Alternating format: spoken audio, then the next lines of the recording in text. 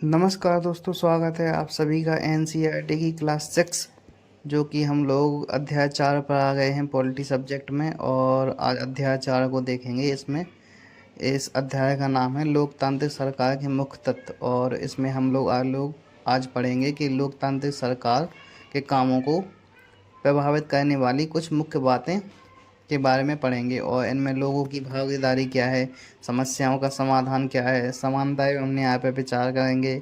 और सभी लोकतांत्रिक व्यवस्था सफल कैसे बनाते हैं, और लोकतांत्रिक व्यवस्था ना हो तो क्या होगा, इन सब चीज़ों को जानने की कोशिश करेंगे। और चलिए शुरुआत करते हैं। सबसे पहले यहाँ पे देखिए कि जी यहाँ पे भारत दिखाई दे रहा है और नीचे दक्षिण अफ्रीका की कहानी है। तो हम लोग शुरुआत करते हैं कि क्या होता है कि दक्षिण अफ्रीका एक ऐसा देश है जहाँ पे कई प्रकार की प्रजातियों के लोग रहते हैं। जैसे कि श्वेत लोग रहते हैं, और काले लोग भी रहते हैं, गोले गोरे लोग भी रहते हैं, और भारतीय भी रहते हैं। मतलब सब प्रकार के लोग रहते हैं। और जोहान्सबर्ग में रहने वाली 11 वर्ष की एक दक्षिण अफ्रीकी लड़की नायडू, एक दिन क्या होता है उसके घर में, वो पुराने बक्सों की सफाई कर रही होती है अपनी माँ के साथ। और उसे एक रजिस्टर दिखाई दिया जिसमें पेपर की कटिंग से भरा हुआ था, और उसमें कुछ तस्वीरें भी थीं। तो उसमें एक 15 साल के स्कूल जाने वाले लड़के की बहुत सारी तस्वीरें मिली उसे। जब उसने अपनी माँ से पूछा कि उस लड़के के बारे में, तो उसकी माँ ने बताया कि वो उसका नाम हेक्टर पीटरसन था, और पुलिस ने उसको गोली मार दी थी। एक दिन पुलिस ने उसको गोली मार दी थी। तो माया को एक बड़ा झटका लगा, और उसने पूछा ऐसा क्यों हुआ। तो उसकी माँ ने बताया कि दक्षिण अफ्रीका पहले रंग भेद कानून शासित था। मतलब दक्षिण अफ्रीका में पहले रंग भेद कानून शासित था। मतलब रंग भेद का मतलब होता है त्वचा चमड़ी के रंग के आधार पर भेदभाव करना। मतलब चमड़ी के आधार पर भेदभाव करना लोगों के साथ। तो दक्षिण अफ्रीका की प्रजाति इसी आधार पर अलग अलग समूह में बटी हुई थी।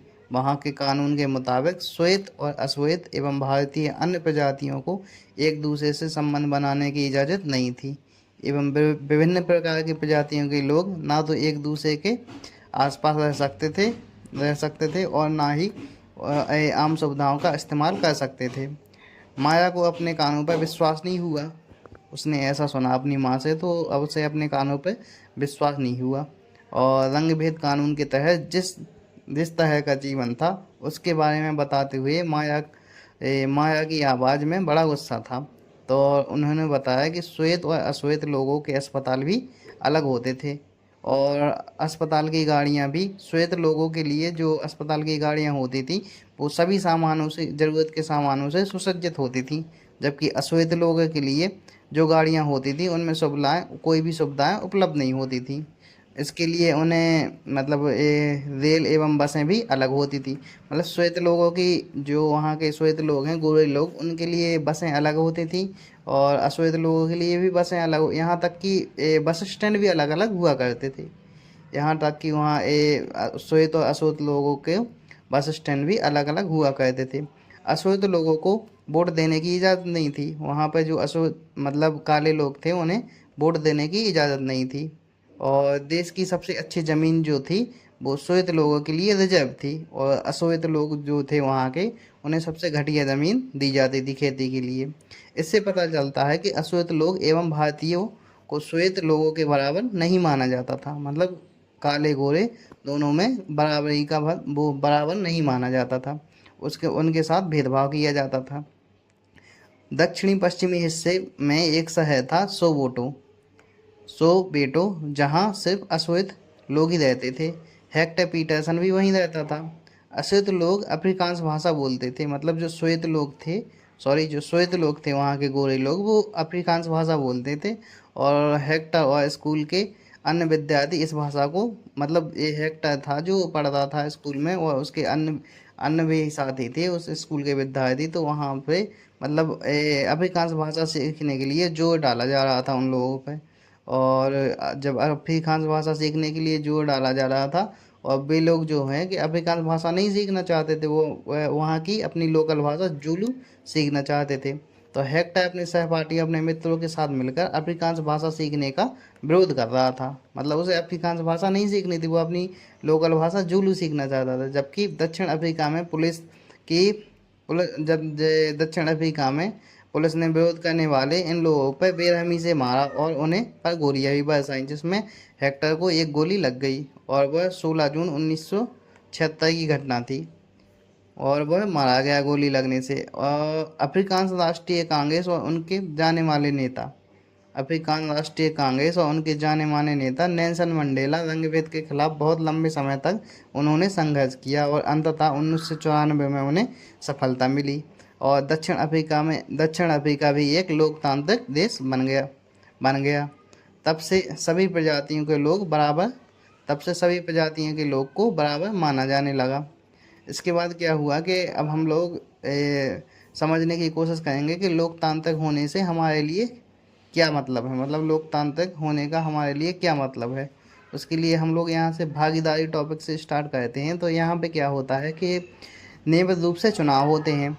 यहाँ पे लोकतंत्र में नियमित रूप से चुनाव होते हैं। आपने पिछली वाली कक्षा में हम लोगों ने पढ़ा है कि लोकतंत्र में लोग निर्णय स्वयं लेते हैं और चुनाव में वोट देकर वे अपने प्रतिनिधि चुनते हैं।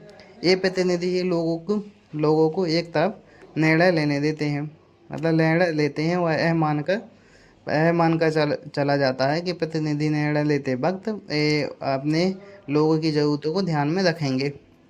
उसके बाद नीचे देखते हैं कि आगे लिखा है कि सभी सरकारों को एक निश्चित समय के लिए चुना जाता है और भारत में जो सरकार होती है उसकी अवधि 5 वर्ष है और एक बार चुने जाने के बाद सरकार 5 वर्ष तक सत्ता में रहती है और अगर इसे दोबारा सत्ता में आना है तो फिर से चुनाव जीतना पड़ेगा, मतलब फिर से चुनाव होगा।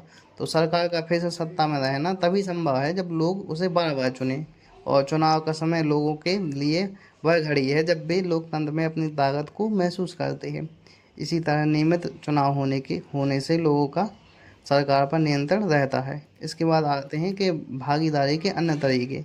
तो चुनाव 5 वर्ष में एक बार होता है, मतलब चुनाव जो 5 होता है जो हमारे यहाँ 5 वर्ष में एक बार होता है और वोट देने के अलावा लोकतांत्रिक सरकार के निर्णयों और उनकी नीतियों में भाग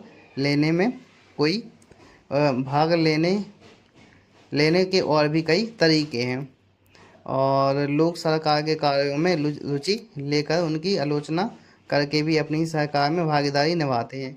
क्या हुआ कि अगस्त 2005 में जब खास सरकार ने बिजली कर बढ़ाया तो लोगों ने बहुत तीखे तरीके से विरोध किया और लोगों ने जुलूस निकाले और हस्ताक्षर अभियान भी चलाए और सरकार ने अपने निर्णय के बचाव में तर्क दिए और लोगों को समझाने की कोशिश की, लेकिन अंततः लोगों की मांग माननी पड़ी और बिजली में बढ़ाए गए दामों को घटाना पड़ा। सरकार को अपना निर्णय बदलना पड़ा क्योंकि आम जनता के प्रति जिम्मेदार है और ऐसे कई तरीके हैं जिनके द्वारा लोग अपनी राय व्यक्त कर सकते हैं और सरकार को यह समझा सकते हैं कि क्या कार्रवाई करनी चाहिए और क्या कार्रवाई नहीं करनी चाहिए। इन तरीकों में धरने, जुलूस, हड़ताल, हस्ताक्षर अभियान आदि शामिल हैं और इनके जरिए जो गलत है वो न्यायसंगत नहीं है उन्हें सामने लाया जा सकता है। इसके बाद हम लोग नीचे देखते हैं कि जो अखबार पेपर होता है, पेपर पत्रिकाएं एवं टेलीविज़न से भी जनता से जुड़े मुद्दे सरकार की जिम्मेदारियों की चर्चा करने में महत्वपूर्ण भूमिका निभाते हैं। जहां यह सच है कि लोकतंत्र लोगों को भागीदारी का मौका देता है। लोकतंत्र जो है लोगों को सरकार में भागीदारी का मौका देता है। वहीं यह भी सच है कि सभी वर्ग के लोग हैं जो उन्हें मौका नहीं मिल पाता है। तो लोगों के लिए भागीदारी का एक अन्य तरीका यह भी है कि वो आंदोलन करें और सरकार जो है उसके काम करने के तरीकों में को चुनौती दे। इसी प्रकार जो है कि दलित, आदिवासी हैं और अल्पसंख्यक हैं, महिलाएं हैं, अन्य लोगों की भागीदारी अक्सर इन आंदोलनों के जरिए हो पाती है। और अगर देश के लोग सजग और इस बारे में रुचि लेते हैं तो देश कैसे चलाया जाता है और उस देश की सरकार का लोकतांत्रिक स्वरूप और मजबूत होता है। अगली बार अगर हमें शायद शहर और मतलब जब अगली बार आपको शहर व कस्बे में गली में कहीं भी जब जुलूस गुजरते हुए दिखाई दे तो हम एक क्षण रुक कर उसको पता करेंगे कि जुलूस क्यों निकाला गया है और इसमें भाग लेने वाले लोग कौन हैं और वो किस मुद्दे पर प्रदर्शन कर रहे हैं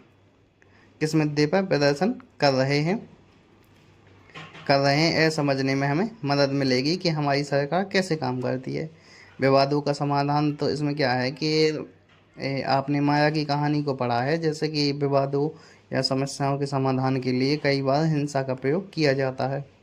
और ऐसा इसलिए होता है कि एक समूह का यह मान लेना होता है कि दूसरे समूह को विरोध करने से रोकने के लिए बल का इस्तेमाल करना उचित है। उसी प्रकार विवाद तब उभरता है जब विभिन्न संस्कृतियां, धर्मों व क्षेत्रों और आर्थिक पृष्ठभूमि के लोग एक दूसरे के साथ तालमेल नहीं बैठा पाते हैं। तभी ऐसा होता है जब कुछ लोगों को लगता है कि उनके साथ भेदभाव किया जा रहा है, और अपने विवादों को ख़त्म करने के लिए हिंसात्मक तरीके से अपनाते हैं वे, एवं जिससे अन्य लोगों को भय एवं असुरक्षा की भावना फैलती है। तो सरकार की यह जिम्मेदारी होती है कि वह विवादों में समाधान करे। तो आइए हम समाज के कुछ विवादों को पढ़ें और यह समझकर सरकार इनके समाधान में क्या भूमिका निभाती है। और धार्मिक जुलूस उत्सव कई बार जो धार्मिक जुलूस होते हैं, उत्सव होते हैं, कई बार समस्या का कारण बनते हैं। जैसे उदाहरण के लिए धार्मिक जुलूस किस रास्ते से निकलें, और यही कई बार विवाद का कारण बन जाते हैं कि हिंसा न भड़के और खतरा न रहे। हिंसा भड़कने का खतरा रहता है, मतलब। और कभी कभी जुलूस के लोग उत्तेजित हो जाते हैं, और कभी कभी जुलूस पर पत्थर फेंकने लगते हैं। ऐसा होता है कई बार। और जैसे दूसरे धर्म के जैसे दो धर्म हैं आपस में, तो उनको मतलब जुलूस में कोई एक दूसरे के जुलूस पर पत्थर फेंकने लगते हैं और उन्हें रोकने की कोशिश करते हैं, जबकि सरकार, खासकर पुलिस, ऐसे मौके पर बहुत महत्वपूर्ण भूमिका निभाती है।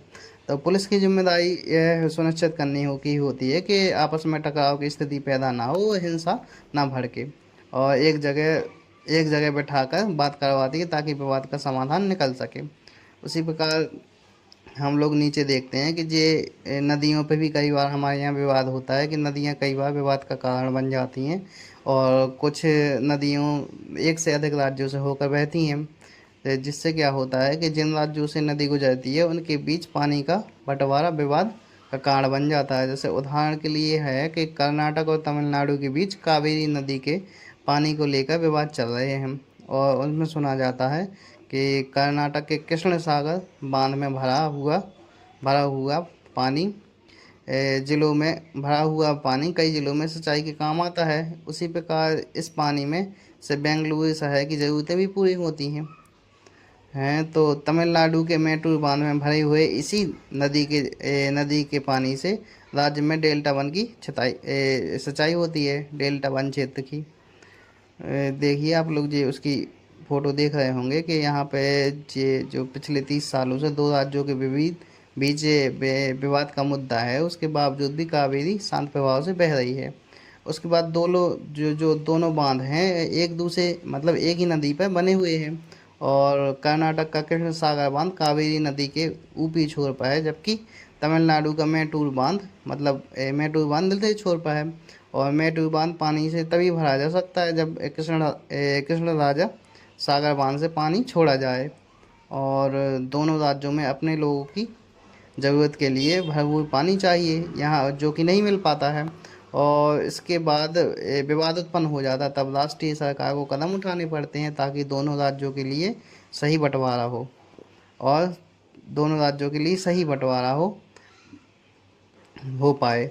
अब इसमें देखते हैं कि ये हमारा नया टॉपिक है, समानता एवं न्याय। लोकतांत्रिक सरकार के मुख्य विचारों में से एक है उनका न्याय एवं समानता के प्रति वचनबद्ध होना। न्याय एवं समानता को एक दूसरे से अलग नहीं किया जा सकता। उसी प्रकार हम लोग देखेंगे कि अस्पृश्यता यानी छुआछूत की प्रथा अब कानून द्वारा जो छुआछूत की प्रथा है उसको कानून के द्वारा रोक लगा दी गई, और लंबे समय तक दलित लोगों को शिक्षा, स्वास्थ्य एवं यातायात की सुविधाओं से वंचित रखा गया है। जो दलित लोग हैं उनको यातायात की सुविधा और अस्पतालों से वंचित रखा गया है। और पहले हालत यह थी कि उन्हें सार्वजनिक मंदिरों में घुसने तक नहीं दिया जाता था। फिर उसके बाद क्या हुआ कि डॉक्टर अम्बेडकर इनके बारे में डॉक्टर अम्बेडकर जी के बारे में आपने पढ़ा, और कई अन्य लोगों ने जोर देकर कहा कि प्रथा अमानवीय है। तभी क्या हुआ कि न्याय तभी प्राप्त हो सकता है जब लोगों के साथ बराबरी का व्यवहार हो। उसी प्रकार सरकार सरकार भी समानता व न्याय की ज़रूरतों को पहचानती है और उन समूहों के लिए एक विशेष प्रावधान करती है जो समाज में अब तक बराबर नहीं माने जाते। जैसे कि हमारे समाज में हमारे समाज में आम प्रवृत्ति है। हमारे समाज में मतलब आम, कहाँ से, सॉरी, हाँ, हमारे समाज में यह आम प्रवृत्ति है कि लोग लड़कों की देखभाल लड़की से ज़्यादा करते हैं। मतलब इसका मतलब है कि समाज में लड़कियों को उतना महत्व नहीं देता जितना देना चाहिए, और जो जितना लड़कों को देता है। यह धारणा गलत है कि अन्यायपूर्ण है, जिससे दूर करने के लिए सरकार ने कुछ कदम उठाए और सरकार ने कुछ विशेष प्रावधान किए जिसमें लड़कियां अपने अपने साथ होने वाले अन्याय से छुटकारा पा सकती हैं। उदाहरण के स्वरूप सरकारी स्कूल और कॉलेज में लड़कियों की फीस, मतलब जो उदाहरण सरकारी स्कूल है और कॉलेज है उनमें लड़कियों की फ़ीस का प्रावधान किया गया है। मतलब उनसे फ़ीस नहीं ली जाएगी, फ़ीस ख़त्म करने का प्रावधान किया गया है। Thank you for watching. धन्यवाद।